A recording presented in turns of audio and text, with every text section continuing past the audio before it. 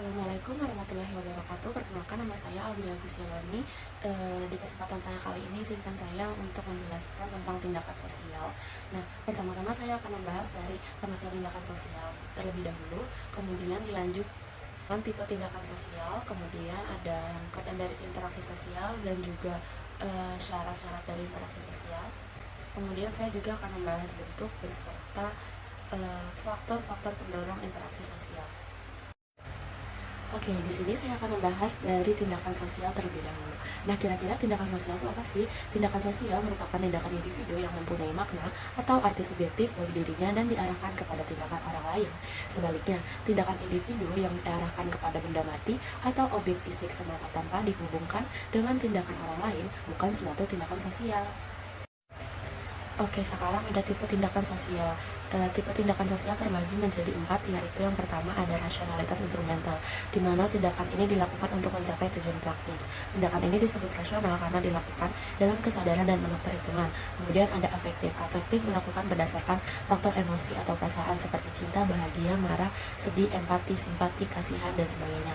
Nah, tanpa refleksi, sadar tidak rasional, spontan dilakukan sebagai reaksi emosional dari individu. Kemudian ada rasional nilai. Rasional nilai merupakan tindakan yang dilakukan berdasarkan pertimbangan nilai seperti etika, estetika, moral, dan religi. Dipahami sebagai tindakan rasional karena dilakukan dengan kesadaran gitu. Kemudian ada tradisional. Tradisional dilakukan karena kebiasaan atau lazim dilakukan, diwariskan dari generasi pendahulu. Tidak dibangun dengan refleksi sadar tanpa mempertanyakan. Nah, sekarang ada interaksi sosial. Apa sih interaksi sosial itu? Interaksi sosial adalah tindakan sosial yang bersifat timbal balik atau mutualistik antara dua pihak atau lebih. Nah, syarat interaksi sosial itu yang pertama bersifat timbal balik. Kemudian kontak sosial merupakan syarat awal bagi terjadinya interaksi sosial. Interaksi sosial belum terjadi apabila hanya ada kontak tanpa diiringi dengan komunikasi.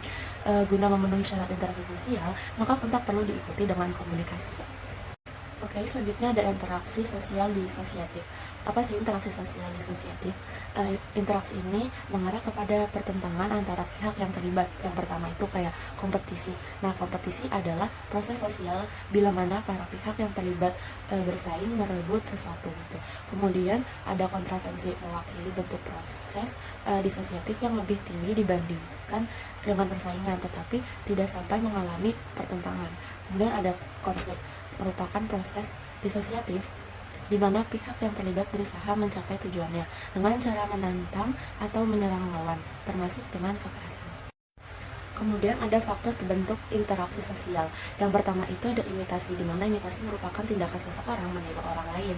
Kemudian ada sugesti, di mana berlangsung apabila seseorang memberi suatu pandangan atau bersikap dan kemudian pandangan tersebut diterima oleh pihak lain. Kemudian ada identifikasi, kecenderungan dalam diri seseorang untuk menjadi sama pihak lain.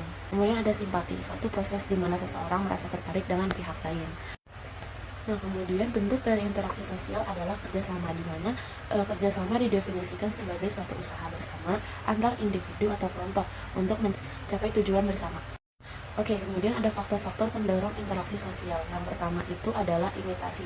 Imitasi adalah adanya minat atau perhatian terhadap objek atau subjek yang akan ditiru.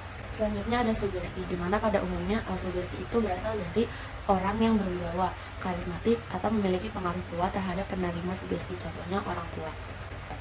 Oke, selanjutnya ada identifikasi, di mana proses identifikasi itu berlangsung secara sengaja atau tidak sengaja. Contohnya kayak pemain bulu tangkis junior itu memiliki idola. Nah, setiap kali idolanya tampil tuh dia akan mengamati secara cermat itu bagaimana gaya dan strategi bermain idolanya.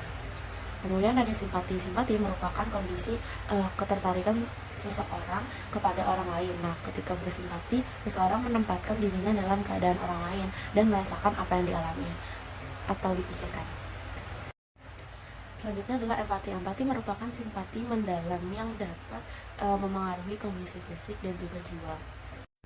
Kemudian ada asimilasi, pembaruan dua unsur yang berbeda akan menghasilkan satu unsur yang baru.